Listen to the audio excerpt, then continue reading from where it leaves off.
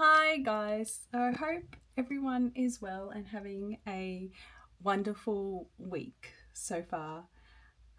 Today I thought I would talk to you about my journaling ecosystem and how this helps me as a woman in her 40s with ADHD. So this obviously is a lot, and it's certainly not going to work for everybody. But I thought I would take you through it, and maybe you can learn something from me, and you can leave some comments, and I can learn something from you. So let's begin. I'm just gonna move these babies to the side, and we'll start with this one. So a few of you have definitely met this before. I call this my brain. This is everything to me. It's every list I have in my mind, it's every tab that's open in my brain, all makes its way into this journal, and it literally takes a load off my mind. It just gives my brain a little bit more space to breathe, and just, it's how I sort my thoughts. I find lists often work best for me. It's easier for me to organize myself if I have things in list form. And I often call this my brain to the journaling ecosystem that I have, but really this would be a solar system. If this was a solar system, this would be a sun that all my other journals revolve around, because everything that ends up in here slowly travels down to these guys. This for me is first port of call with absolutely everything I do. Because I have issues with ADHD, I have problems with memory, and I also have problems with object permanence. And I find if I can write things down in list form, then I don't feel so stressed that I'm going to forget things, which makes me quite anxious. And then if I'm anxious, I become more stressed, and it just becomes this cycle. So just having things in list form really work for me. I've explained this in another video, but I thought I would just touch back on it.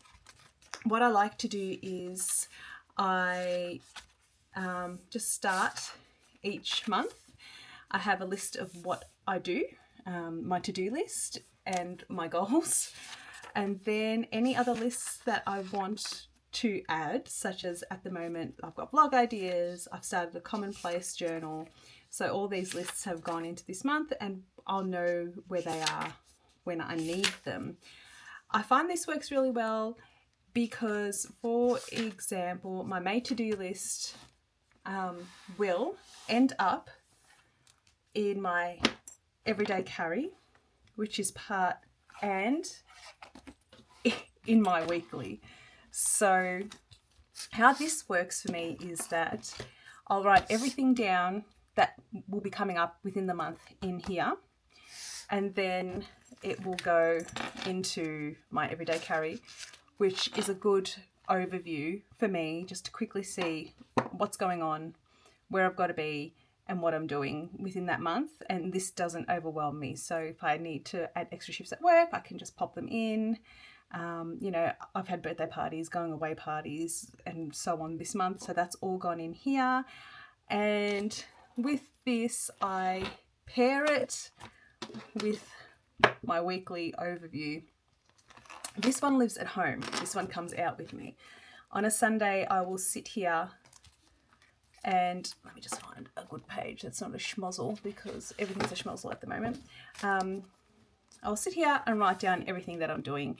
So, and all my little habits, places I've spent money that I shouldn't have, my weight. There's up here is bills. Sometimes I have goals, but these three together work really well, and they are basically what keep me going as a mother with perimenopause, in perimenopause, who also has ADHD.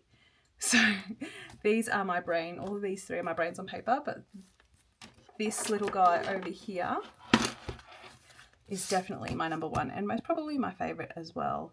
I also like to do a little bit of journaling in here, and that's where we'll go to next. So you've seen my planners and how they work for me. I'll also mention that I do use my everyday carry to do my ephemera a day challenge, which I am behind on. And I like that I could have this little piece of joy with me. Even though it's chunked my journal right up, I actually like a chunky journal, so I'm enjoying that. And I've also got something here for notes, which still I've had no need for, but there might come a day where I need it. So this is my everyday carry. Again, this is my weekly planner. I'm literally only using this to plan my weeks. And I have been considering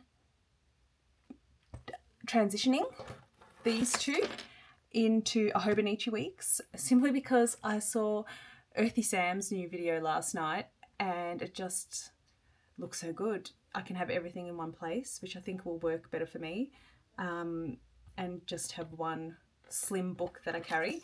I do like that the weeks lies flat. One problem I have with this is that I'm constantly taking things out and putting them back in, and I find that a little annoying.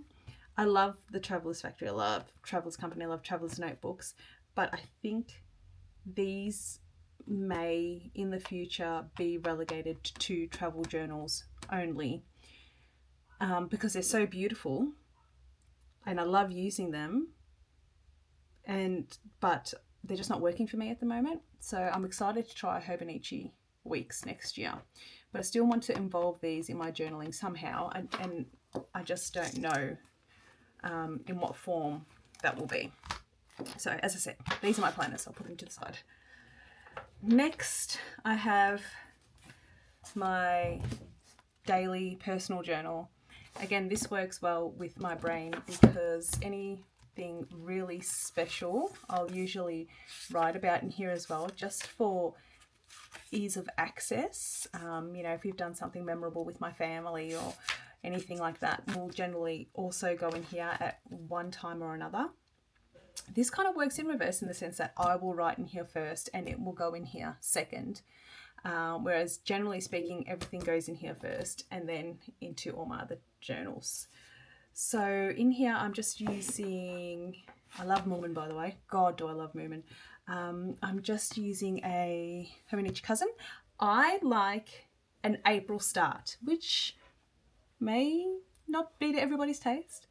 The reason I like, oh gosh, there's a dog here.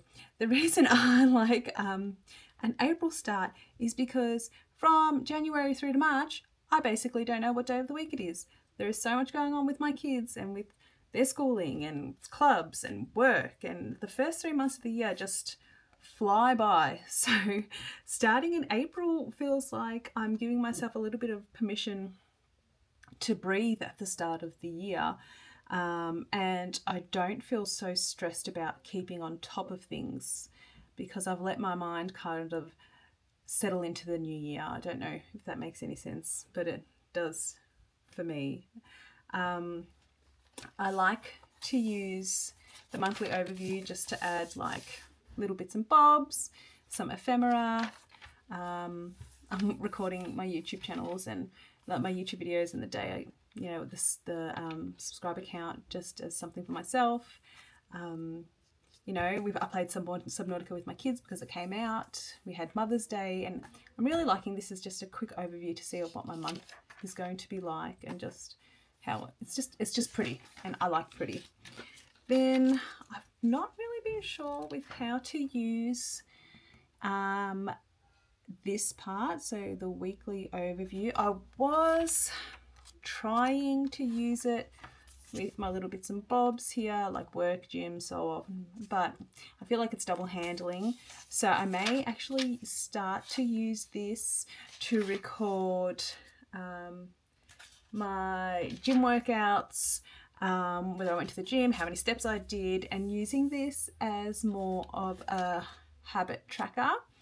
I think that makes more sense for me. So I can say, I took my vitamins, so on and so forth. I'd love to know what you use this part for if you do have the cousin, because I've got nothing aside from a habit tracker, so I'd love to hear it. And then finally we go on to my personal journal, which I'm just going to flick through, but as you can see, I write in it every single day. Sometimes it's a free therapist. The poor thing, this poor thing sees so much, and it's probably got trauma of its own because of all the things I write in it. But you know what? It's paper and I can't hurt it, so that's okay. I try not to leave it longer than 2 days. So if I haven't written in it, for example, yesterday, I will make the effort to catch up today. Because if I leave it too long, then things leave my mind. And then there's other days where I need to get into it and write as much as I can, because I need to unload my brain. But I'm really liking this, and I'm going to use another cousin for next year. I might try a January start.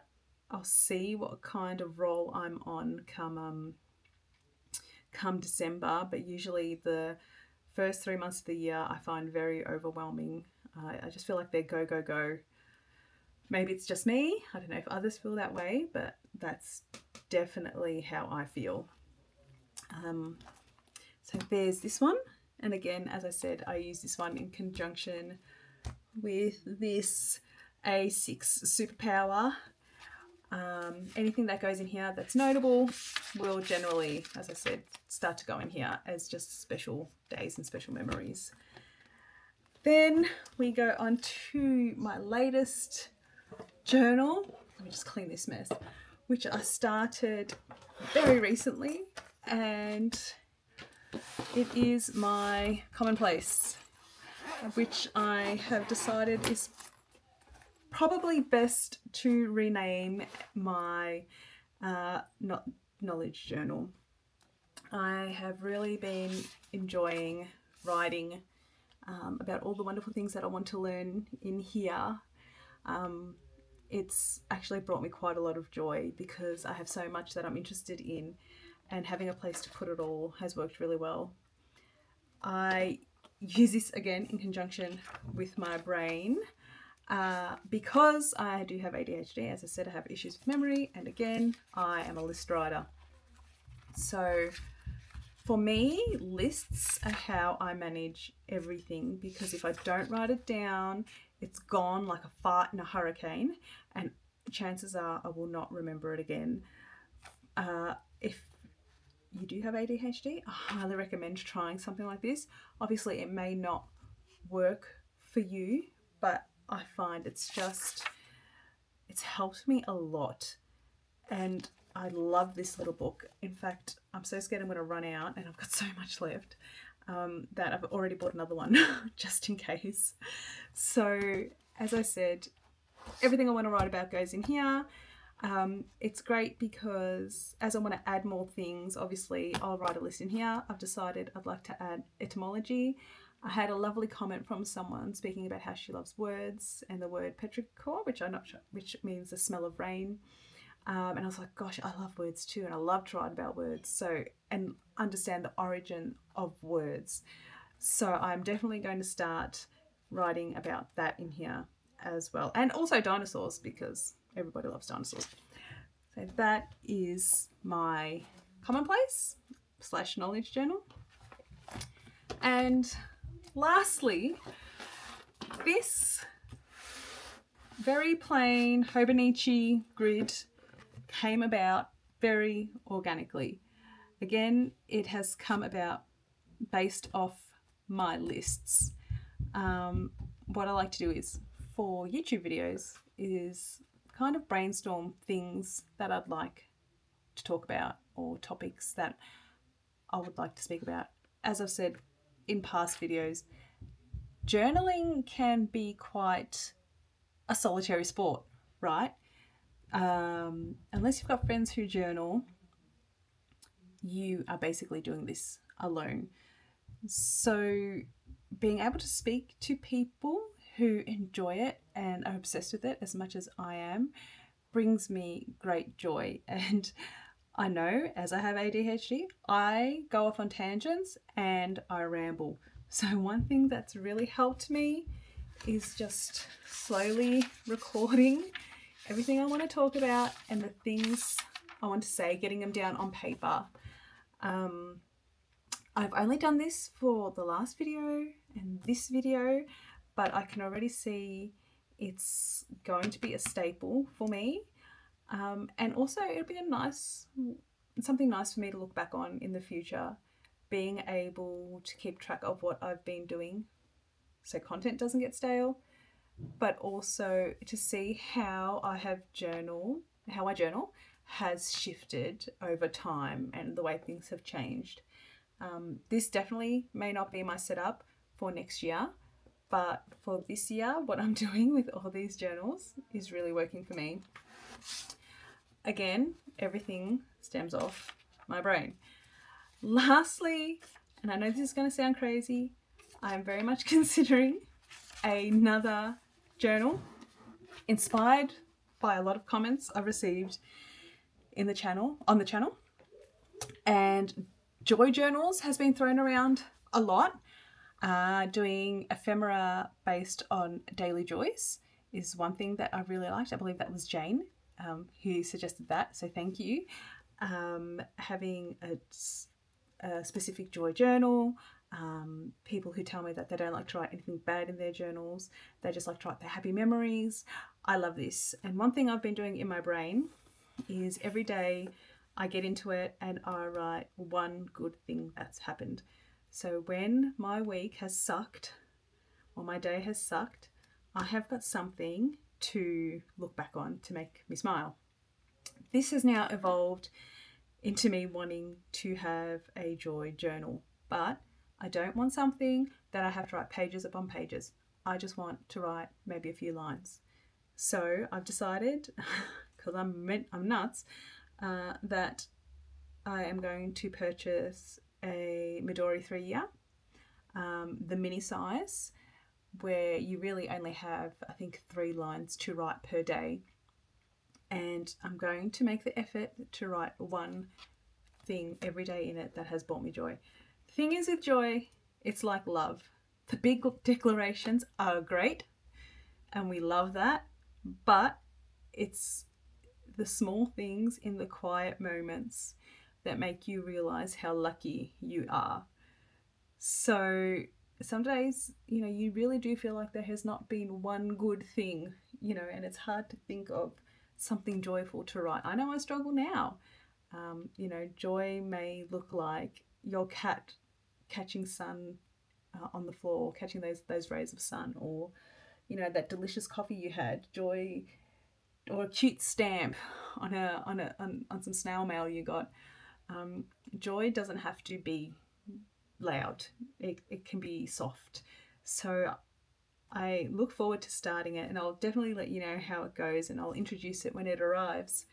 And I look forward to finishing it or getting part of the way through it and just knowing I have this book that is personal to me of wonderful things that have happened, because I think that often we forget how lucky we are, and it's not necessarily on purpose. Life is difficult, but the ability to maybe just write one good thing all day, no matter how big or small, may help change my mindset in a lot of ways. And generally I'm a very positive person, but anything can get us down. Things happen all the time.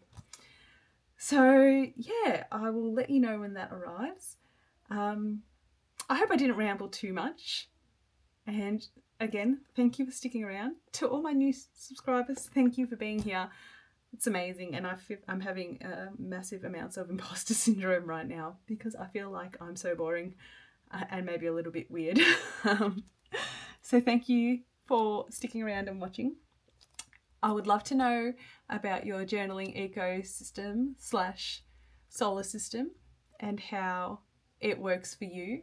I know mine is pretty hefty compared to probably many, but each one of these books represents some tabs in my brain, and I often say that with ADHD it means that there's a lot of tabs and not enough bandwidth to hold it all. So maybe that's why I need all of these. But again, thank you for watching. I wish you the most wonderful week, and I hope there's something wonderful happens to you this week that makes you smile. You deserve it. Have a lovely day, guys. Take care. I'll see you next week. Bye-bye.